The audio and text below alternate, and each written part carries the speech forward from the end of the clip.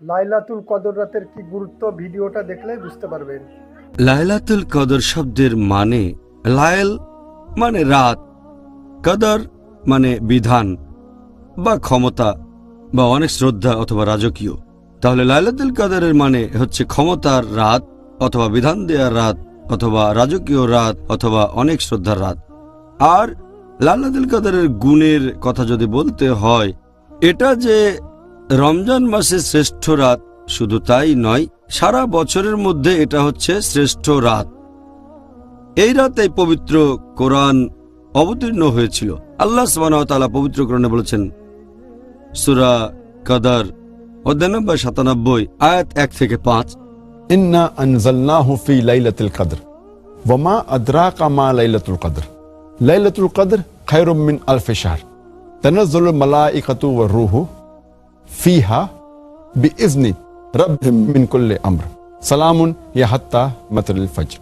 যার মানে হচ্ছে নিশ্চয়ই আমি অবতীর্ণ করেছি এই বাণী পবিত্র কোরআন ক্ষমতার এই রাতে, বিধান দেয়ার এই রাতে। আর এই মহিমান্বিত রাত সম্পর্কে তুমি কতখানি জানো?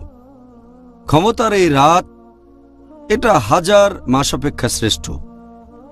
এই রাতে ফেরেশতাগণ এবং রূহ তারা তাদের প্রতিপালকের অনুমতিক্রমে অবতীর্ণ হয় প্রত্যেক কাজে। শান্তি বজায় থাকে সকাল পর্যন্ত। তাহলে কোরআনের এই আয়াত থেকে আমরা জানতে পারি যে এই রাত লাইলাতুল কদর, ক্ষমতার রাত, বিধান দেওয়ার রাত, এটা সারা বছরের মধ্যে শ্রেষ্ঠ রাত। আর এই রাতেই পবিত্র কোরআন নাজিল হয়েছিল। আরো বলা হয়েছে এই ক্ষমতার রাত রাজকীয়, অনেক শ্রদ্ধার, মহিমান্বিত। যদি এই রাতে কোনো ভালো কাজ করেন, সেটা হাজার মাসের কাজের চেয়ে অনেক বেশি ভালো কাজ হবে। এখন হাজার মাসকে 12 দিয়ে ভাগ করেন, সেটা হবে 83 বছরেরও বেশি। এটা মানুষের গড়পড়তা আয়ুর চেয়েও বেশি সময়। যদি আল্লাহর ইবাদত করেন এই একটা রাতে, সেটা আপনার সারা জীবনের ইবাদতের চেয়ে ভালো।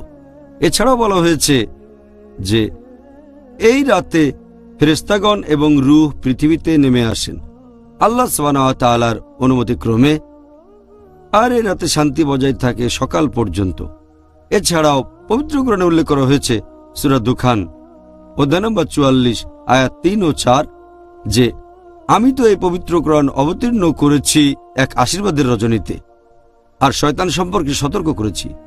আর এই রজনীতে সকল বিষয় স্থির করা হয়। আর এই রাত লাইলাতুল কদর। কদর এর আরেকটা মানে পরিমাপ।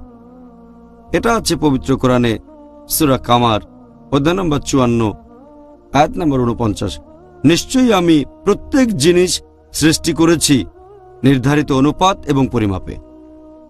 তাহলে কদর এটা হচ্ছে অনেকটা তাকদীরের মতো। এটা বিধান দেওয়ার রাত যে আল্লাহ সুবহানাহু ওয়া তাআলা অবতীর্ণ করেন বিধান বা তাকদীর, যে সারা বছর ধরে কি কি ঘটবে এই লাইলাতুল কদর থেকে পরের লাইলাতুল কদর পর্যন্ত।